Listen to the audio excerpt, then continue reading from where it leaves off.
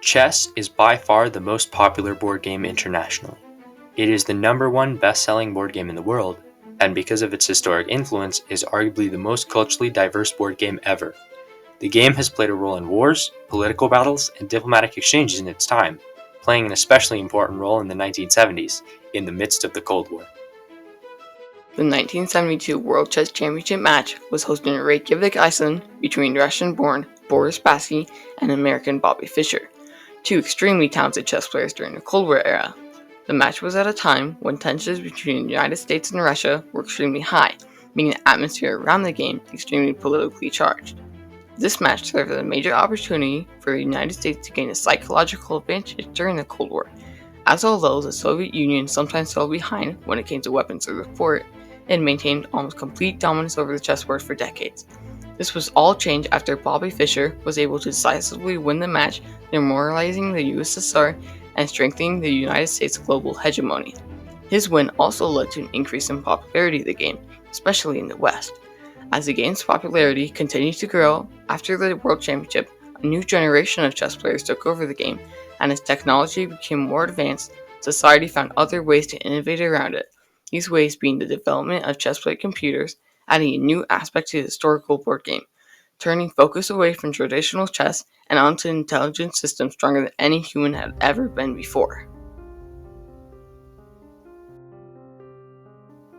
Chess is seen by many historians as the oldest strategic board game ever invented. Its earliest precursor originated in northeastern India, with records of the game, which was called Chaturanga, dating back to the Gupta period, 319 to 543 CE.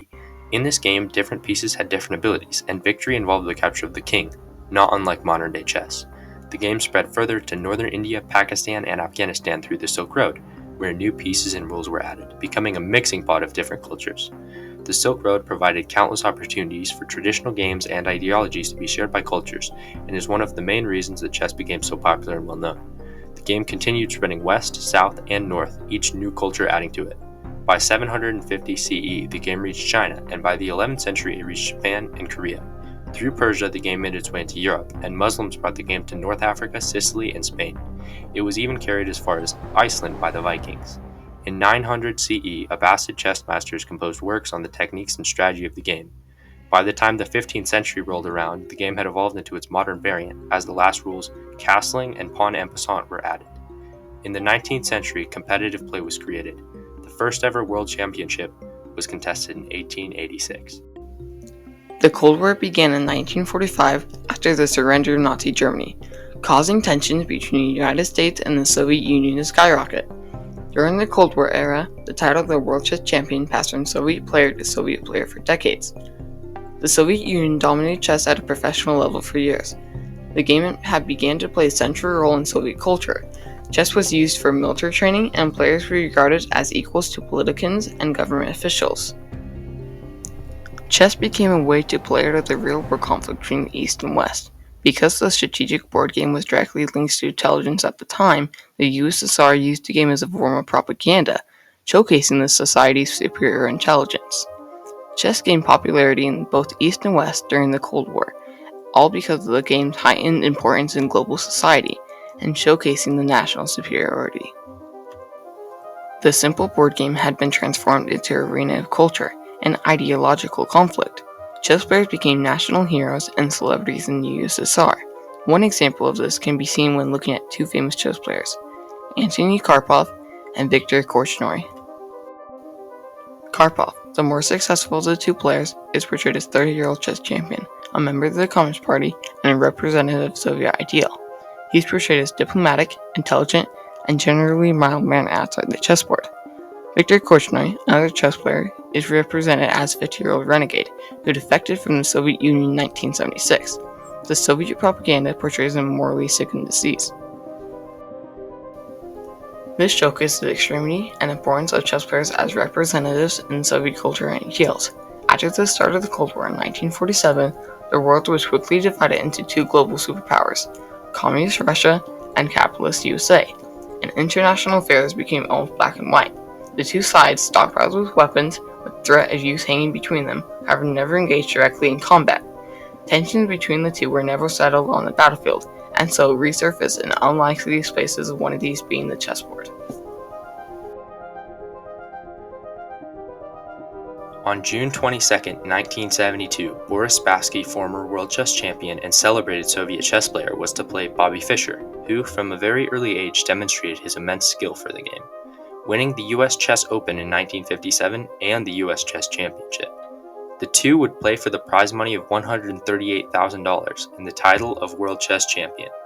This match in 1972 was one of the most captivating moments in chess history.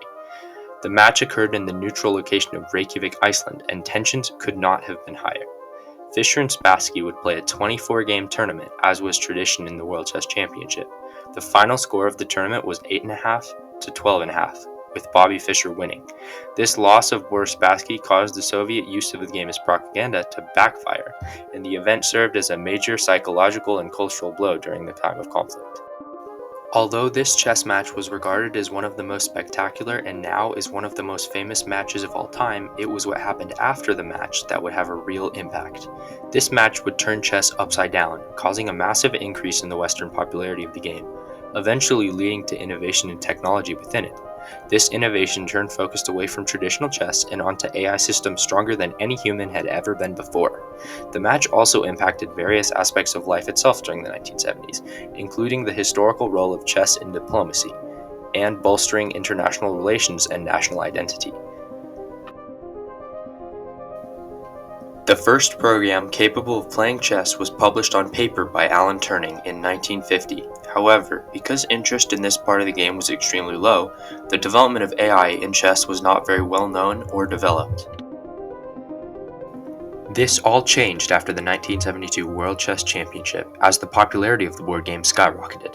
This led to more focus on innovation within the game, specifically the development of chess-playing computers, and eventually leading to the creation of what was then the best chess-playing computer, Deep Blue.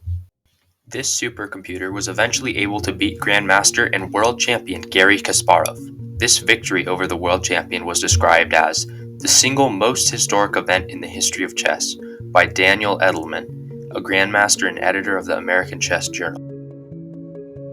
Deep Blue was the most advanced chess supercomputer at the time, and was able to evaluate over 200 million possible moves a second.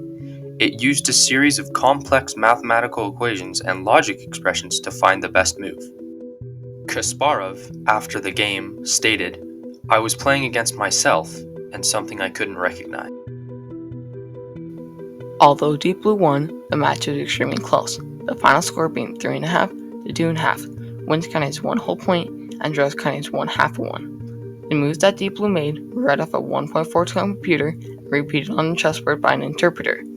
Garry Kasparov was a Soviet-born chess player, became the youngest chess player ever to become a world chess champion in 1985, only 22 years of age, and the first world champion to be defeated by a supercomputer in a competitive match.